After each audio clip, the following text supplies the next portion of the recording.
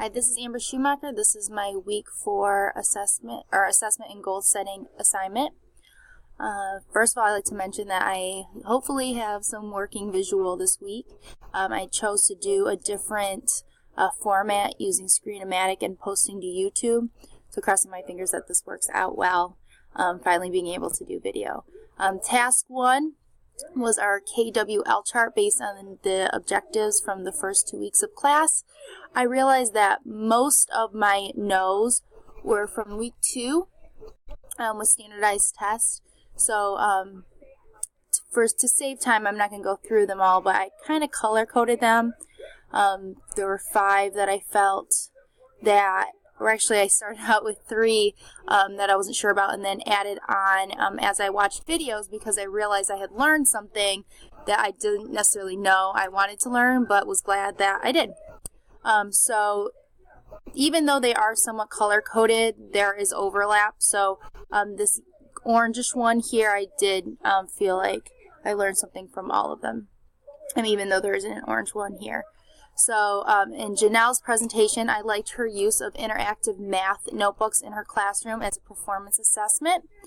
She said that students are able to explain or express what they have learned in any creative way that they choose. I have definitely science notebooks, interactive like reading response journals, and so now to also use it with math, and there is a lot of prep kind of to that and structure and teaching the procedure with that with students, but I think it would be really helpful, so that's something I want to start looking into and maybe using in my classroom.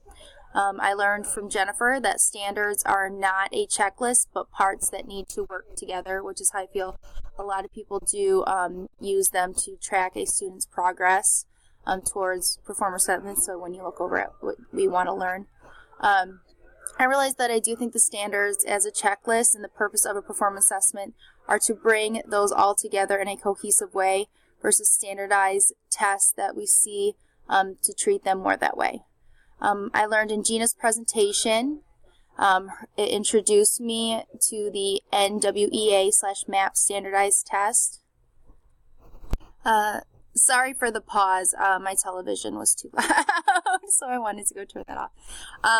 So I liked learning about the NWEA MAP standardized test. I was able to relate it to the iReady test that my students have to take, which is a benchmark 3 times a year. It was nice hearing the challenges that she faced because I could relate. I'm unfortunate that she's having challenges, but I do like learning more and being able to say, hey, like, me too. I learned from Rebecca's video that there are 3 selected response questions are ideal, which I guess I had missed. It seems that 4 is typically the norm, and that's what I create as well. So I attached some of my notes that I took while I was reading.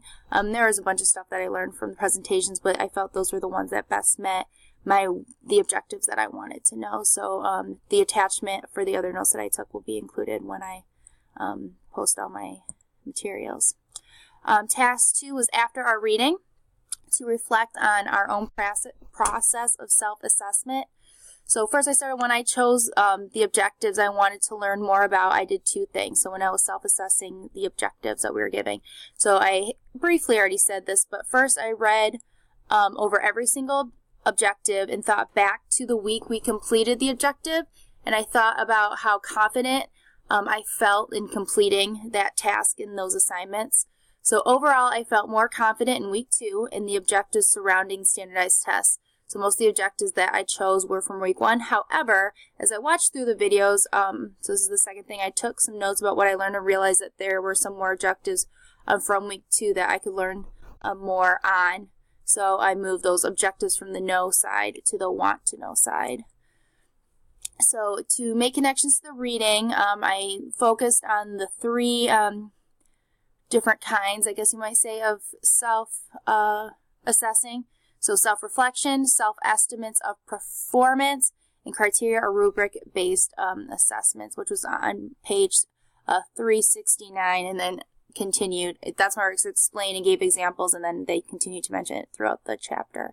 So what I thought would be best for me to do was kind of think about and reflect upon what self-assessments I already do in my classroom and how I also do those things in life. And it said to make 3 connections. I came up with about 5. So I'll read through those. So first of all, the one that I feel like I use the most is students write their independent reading on a scale of 0 to 4 based on simple criteria. So like if you get a 0, you did not read at all. You just didn't independently read. 4 would be that you read the entire time, you completed the task, you were focused. And then maybe 3 is you read, but you didn't complete the task. 2 is that you read but were unfocused, complete the task but not to your best ability. 1, you partially read but you did not complete the task, or you barely completed the task. So often when they rate themselves, if they're not really sure if it should be a 2 or a 3, I always tell them to round down because, it's not their best and they could always try to work higher. So I do set very high expectations for them. So in the future, I would like to include the written aspect of why they feel that they did not meet the requirements of the goal. So why did you only get a 3 and not a 4? Oh, well, I was distracted by the helicopters outside and I lost my spot and blah, blah. I said for the connection to myself, I'm offered the opportunities to self-reflect. I wrote self-rate myself as a teacher at the end of the year when I get evaluated and during my observation sometimes. So we had to score ourselves on a 1 through 4 scale, being exceeding like expectations for being an highly effective teacher, effective, developing, that's what it is, and then ineffective in certain areas. And then we bring that to the table and talk to our principal and see if he agrees or not with how we rated ourselves. And then that will be our final evaluation. So he always likes to, I feel like if we can explain and justify our answers, and that's typically the score that we get. 2, students will create reflections through journaling. And I do something called Think About It Thursday. So I also keep a personal journal where I like to vent and just like write about the day, reflecting on what went well and what didn't. I have students do this as well, but not just academically, but sometimes behaviorally as well. So during the Think About It Thursday, for example, I'll have a question, and it's not always on Thursdays, but that's just kind of how it started. So like, what could you do better today than you did yesterday? Could you be more focused? Could you work harder? Could you write better explanations? Could you not talk to your neighbor? Things like that. Give an example of a time you went out of your way to help somebody this week. Would be also like a behavior, because I feel like that's important as a teacher too. We're not just teaching them facts and lessons, but life lessons and how to be better people. So I think that that's also self-reflecting. Like sometimes I come home and say, I could have been nicer today. And I think the kids need to do that too. And then like, what didn't you do on your test that you could do next time? So I see a lot of times I'll grade paper, I'm like, you did not show enough work. Like, how did you try to solve this in your head because it didn't work out for you? Like, you need to show your work on paper. So then their response could be, well, next time I need to show all my work on paper. Asking students, what did you do incorrect? What could you do better? I feel like teachers do this on a daily basis. So like, what went well in the lesson and what could have gone better?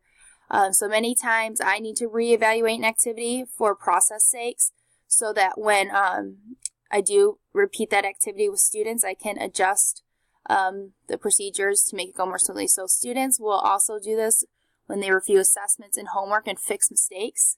But also then discuss like, what did you do correctly? Like at what step did you make your mistake and why? I'm thinking in regards to long division, which is what we're working on right now. Like I take it step by step and look and see, okay, well, where did you make the mistake? And that must be where your misunderstanding is, with the intention that they won't make the same mistake again.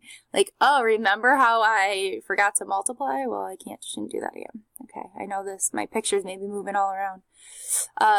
They discuss self-rating. So I asked students how confident, and then So all that was self-reflection, and self-rating.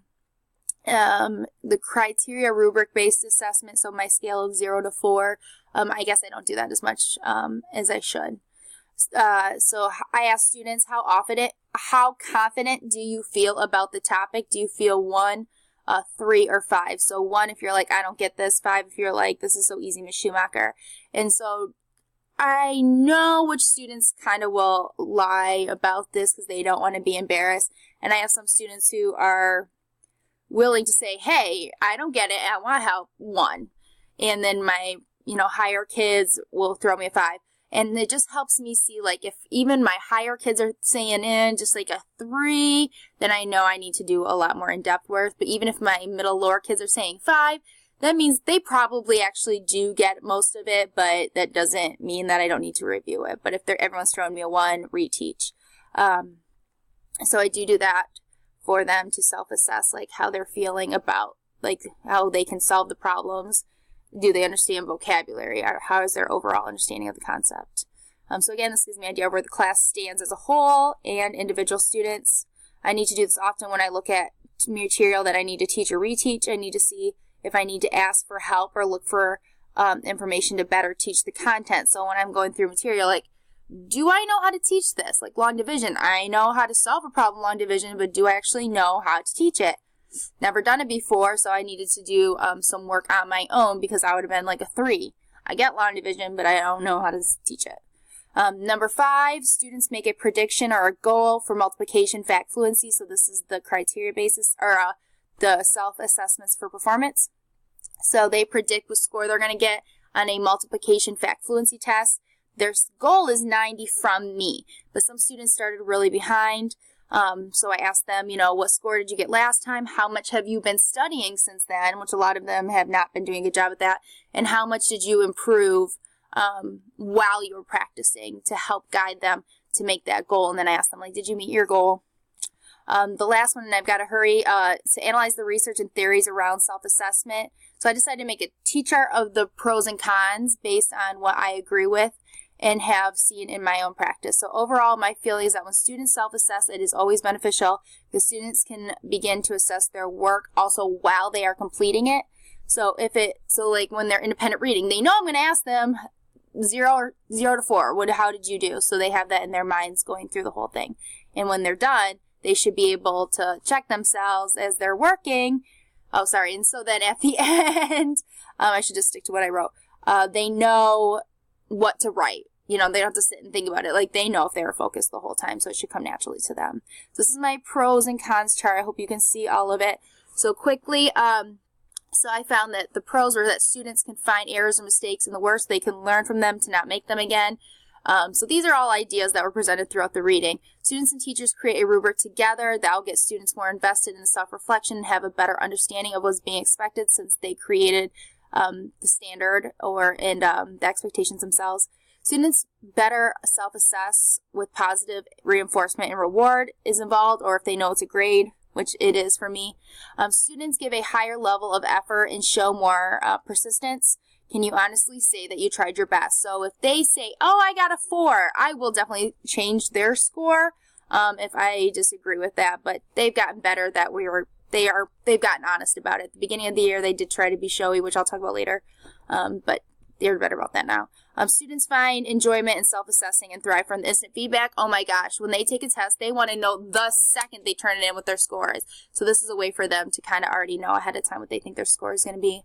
The cons, students will inflate their grade. So I said, is that due to delusion or overconfidence, or are they just being sneaky? So do they actually really think they did well and they just don't know any better? Or are they trying to be sneaky about it? Students can also deflate their grade. I want to tell a quick story. I had a friend who works for APA, and America scored 30 in the world as far as math science, but we were number 1 in self-confidence. So I think a lot of students just kind of think they do better than they actually did. Self-assessments are more accurate when students know the teacher will be actually seeing the self-assessment. There's a large range of ability to be able to self-reflect. So I kind of, with age, sex, males tend to be a little more confident, where girls are like, I'm only, so good at it. And they actually probably did pretty well. So I guess girls are more modest. Students must be taught to self-evaluate correctly. You have to show them what to do and have them practice. There needs to be student buy-in or students won't be self-assessing with a purpose. They won't care. They'll just pick whatever. And risk of psychological welfare, I do not actually think is a con. I mean, if a kid's getting really bent out of shape about their own self-reflecting, maybe they needed to do a little better. So I think I'm almost out of time. Thank you very much. Have a great night. Let's see if I know how to turn it off.